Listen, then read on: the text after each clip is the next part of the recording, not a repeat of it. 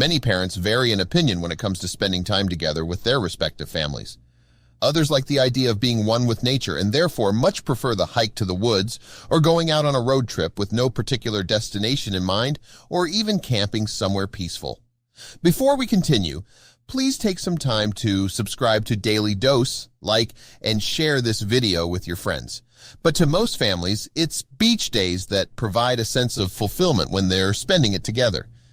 Parents take a lot of photos of their kids running around, building sandcastles, swimming, or even playing treasure hunt. One family in particular spent a day at the beach and discovered something mysterious, only to find out it was deadly.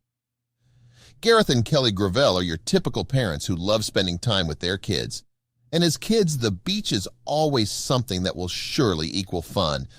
So the couple would always take their two kids, Aaron and Ellis, to the beach as often as they could. Aaron and Ellis, aged 6 and 4, always loved to play in the sand and enjoy the waves as most kids do. Visiting the beach is always something that was easy to do since it was very accessible to them. The Gravel family is from Barryport, Wales.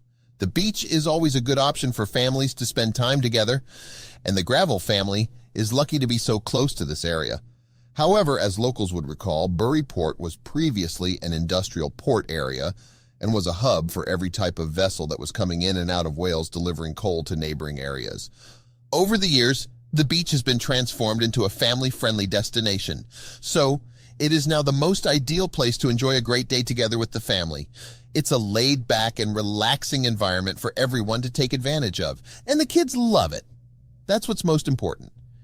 One bright sunny day, the whole family decided that it was a great time to spend it at the beach, so they prepared their things, brought some food, and proceeded to head out.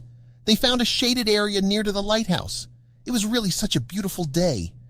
Gareth and the kids had already made plans to go boogie boarding, so when they got to the shaded area, they immediately went in the water. However, they would not expect that a little while later, they would find something that they would never forget. On that day, the sky was a perfect shade of blue, and the water was the perfect kind of warm. The kids were so excited to be in the water again, and that made Gareth and Kelly so happy to see them on Cloud 9 being at the beach. They were in their element. Gareth is the type of father that does not want to miss out on moments like these when the kids are obviously so happy to be where they are. So he takes photos all the time, and in this particular photo he posted, he captioned it with, "No place like home. Kids love Barryport on a nice day." The kids had already planned out what they wanted to do at the beach. After they went boogie boarding with Gareth, they now wanted to go treasure hunting in hopes to find something cool that they could bring home and show their friends. So off they went. The kids immediately ran off to start the treasure hunt, all while squealing and giggling in delight, and the parents could only look on endearingly. The beach treasure hunt was something they always did, and the kids would look in the sand for neat finds like seashells, sand dollars, or any items they would find washed up. Gareth and his family proceeded to walk along the shoreline because the kids were just so happy to be there. They spotted something protruding from the sand farther away, but because of the distance, they just weren't so sure what it was. All they knew was that it was large for it to be so prominent from afar. They got closer and closer to the strange object, and they realized that it was even bigger than they initially thought. But because things get washed up all the time at the beach, they didn't think much of it, although this was the largest thing they had ever come across. They walked up to the mysterious object and examined it. It was roughly the height of a small child, about Ellis's length but much wider, like the shape of the dome, but only they weren't so sure because it was deeply covered in sand and barnacles. The object they discovered was undeniably something that looked so out of place at Barryport. Upon further examination of the object, they had found a chain that was linked to it. Kelly even joked that it may have been a bomb that was washed up from the sea. She had no idea.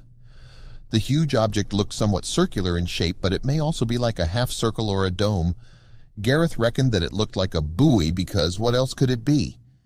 Little did they know Kelly's joke at the time could not be any truer than the other assumptions they had. It was very difficult to tell what the object was exactly, as they could only see the top part of it. The barnacles had stuck to the object and created a mini colony, so it was really hard to determine what it was apart from the number print they could see. 637.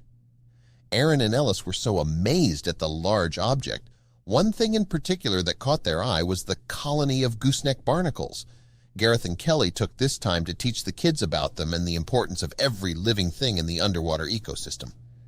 While the kids were busy looking into the barnacles, Gareth and Kelly leaned in for a closer inspection of the object.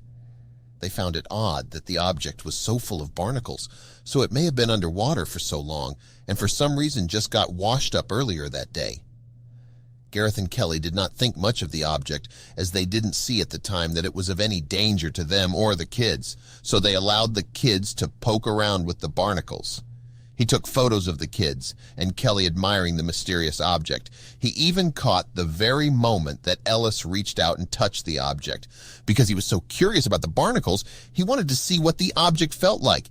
He even knocked on the piece of metal a couple of times out of curiosity, and Gareth and Kelly didn't reprimand him because they thought nothing of it.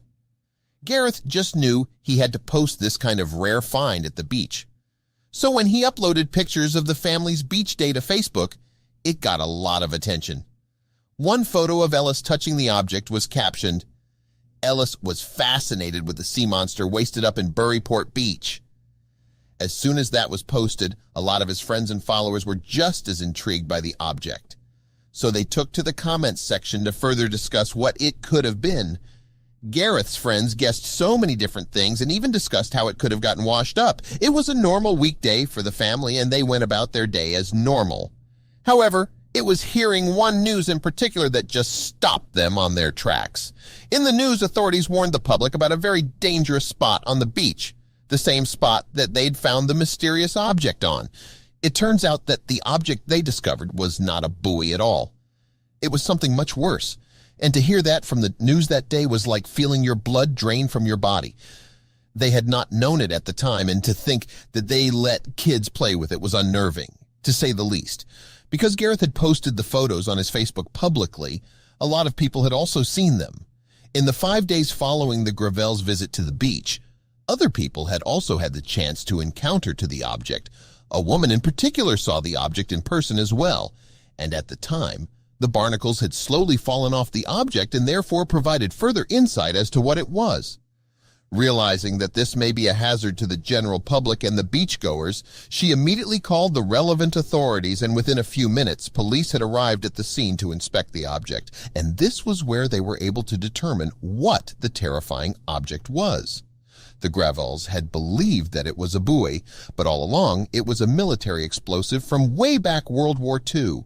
More specifically, it was a mine bomb that was used by the United States military, and it was around 70 years old, give or take. And although it was hard to determine the model of the mine bomb, it was obvious to the authorities that this was a hazard to everyone. Because even if another century passes, it's always going to be a bomb. Its nature is to explode one way or another. Calling it into the Coast Guard was definitely the right thing to do. Without involving authorities, it may pose as a risk to anyone who might try to move the thing, or even that it may explode on its own because of other external factors that may trigger it.